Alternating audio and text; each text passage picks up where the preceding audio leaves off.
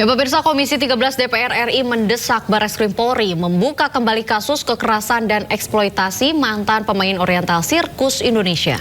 Desakan tersebut karena menilai terdapat pelanggaran HAM berat pada kasus tersebut.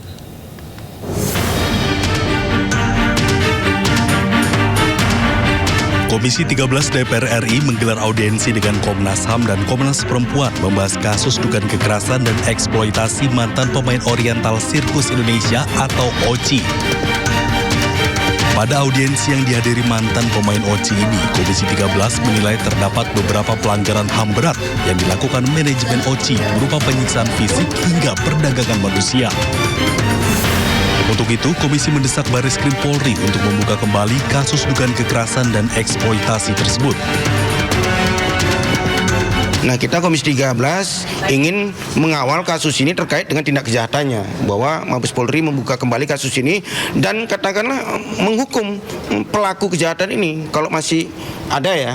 Saya tadi belum melihat fakta seperti itu. Yang kedua, kehadiran negara dalam proses pemulihan, bahwa mereka adalah rakyat Indonesia, mereka selama ini sejak dari umur bayi sudah ditelantarkan dan dieksploitasi oleh oknum-oknum OCI. Saya pikir harus ada kehadiran negara untuk proses pemulihannya. Saya pikir itu.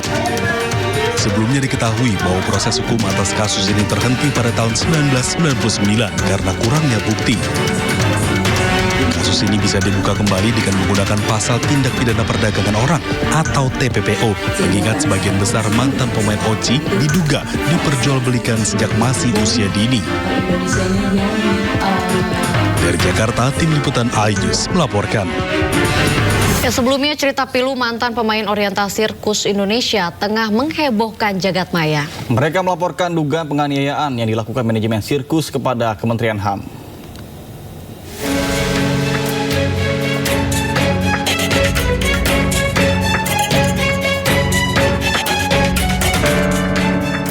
Sejumlah foto pemain sirkus oriental Indonesia yang diambil sekitar tahun 70-an hingga tahun 80-an saat ini beredar di masyarakat.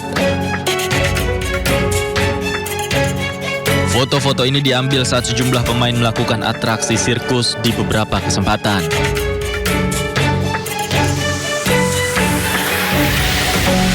Ada juga sebuah foto yang bertuliskan curahan hati salah satu pemainnya yang jatuh saat atraksi dan sempat tidak sadarkan diri selama beberapa jam. Itu saya main terapis akrobatik di udara itu, saya jatuh pada saat siung. Ternyata saya patah tulang belakang.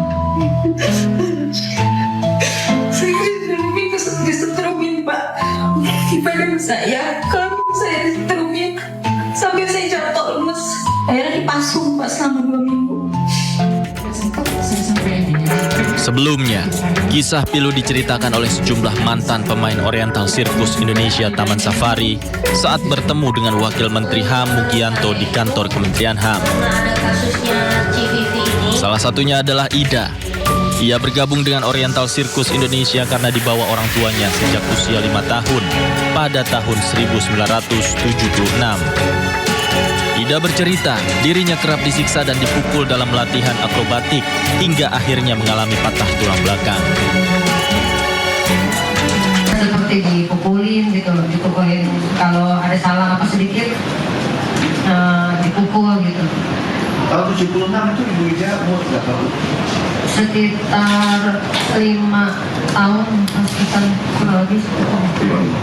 Nah, terus pada tahun 89 akhir, pada saat itu saya main terapis akrobatik di udara itu, saya jatuh pada saat siung tahun 89. Nah, setelah saya jatuh itu, saya nggak langsung dibawa ke rumah sakit. Jadi saya masih istilahnya cuma dirawat di dalam, cukup lama lah di situ saya dirawat. Karena mereka juga nggak tahu saya kenapa. Pokoknya intinya saya cuma dibantu, dipijit sama teman gitu ya. Jadi Sementara itu melalui Wakil Menteri HAM, pihaknya akan koordinasi dengan pihak terkait yang diduga terlibat dalam tindak kekerasan. Statement langsung dari mereka yang menjadi korban dari peristiwa peristiwa kekerasan yang bisa jadi peristiwa pelanggaran hak asasi manusia. Jadi jadi kami dengarkan dari mereka, ada kemungkinan banyak sekali tindak pidana yang terjadi di sana, banyak kekerasannya, ada aspek-aspek yang penting juga yang mungkin orang tidak pikirkan, itu soal identitas mereka. Jika terbukti ada indikasi pelanggaran HAM yang dilakukan pihak Taman Safari, Kementerian HAM berjanji akan menindaklanjuti sesuai dengan hukum yang berlaku. Tim Liputan iNews melaporkan. Pemirsa, selanjutnya kami akan mengajak Anda mengetahui pantauan lalu lintas hari ini di sejumlah wilayah melalui pantauan CCTV Korlantas Polri. Dan kita akan bergabung bersama dengan Brigadir Treslinda di studio NTMC Polri. Baik, selamat pagi Brigadir Treslinda, bagaimana pantauan lalu lintas di sejumlah titik melalui pantauan CCTV Korlantas Polri? Silakan. Ya baik, terima kasih Nata dan juga Aulina di studio pemirsa. Untuk menemani aktivitas pagi Anda, saya akan mengajak Anda melihat kondisi arus lalu lintas terkini dari sejumlah wilayah. Kita mulai dari kawasan yang pertama, JPO Taman Anggrek, Jakarta Barat. Arus lalu lintas dari arah Selipi yang akan mengarah ke Grogol pada saat ini dalam keadaan ramai cenderung padat di sana, di mana kecepatan kendaraan dapat dipacu dengan kecepatan 30 sampai dengan 35 km per jam. Harap para pengguna jalan untuk selalu berhati-hati, jaga jarak aman kendaraan Anda, serta jaga batas kecepatan kendaraan Anda.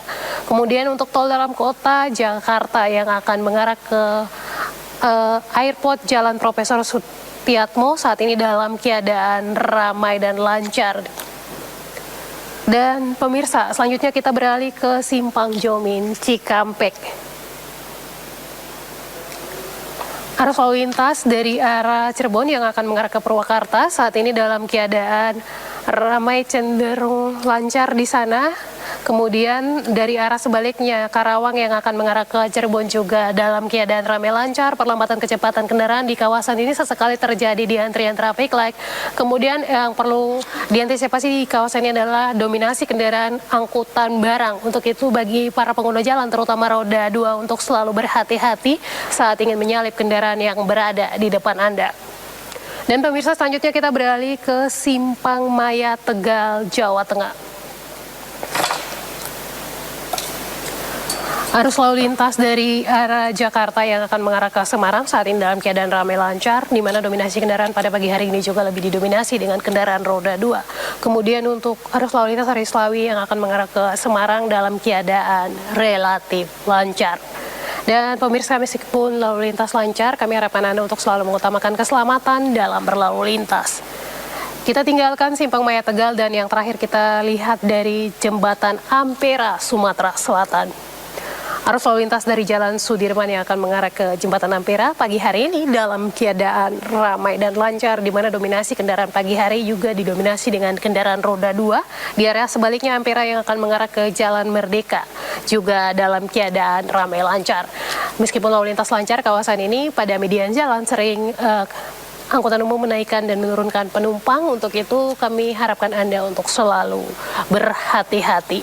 Kemudian kami juga menginformasikan berdasarkan data SMS Korlantas Polri, dalam kurun waktu 1 kali 24 jam terjadi 225 kasus laka lantas di seluruh Indonesia dengan rincian 32 orang meninggal dunia, 26 orang luka berat dan 295 orang luka ringan. Dari data tersebut 72% didominasi dengan kendaraan roda 2. Untuk itu bagi pengguna kendaraan roda 2 tentunya kami berharap Anda dapat mengutamakan keselamatan dalam berkendara dengan selalu berhati-hati, tidak ugalan di jalan. Hal ini untuk mencegah terjadinya kecelakaan lalu lintas di jalan raya. Bagi Anda yang akan mengupdate informasi-informasi seputar arus lalu lintas terkini, kami siap melayani Anda di 15169 ataupun melalui SMS Center kami di 9119. Kembali ke rekan saya Nata dan Aulina, silakan. Baik, terima kasih Brigadir Treslinda atas laporannya. Selamat bertugas kembali dan salam presisi.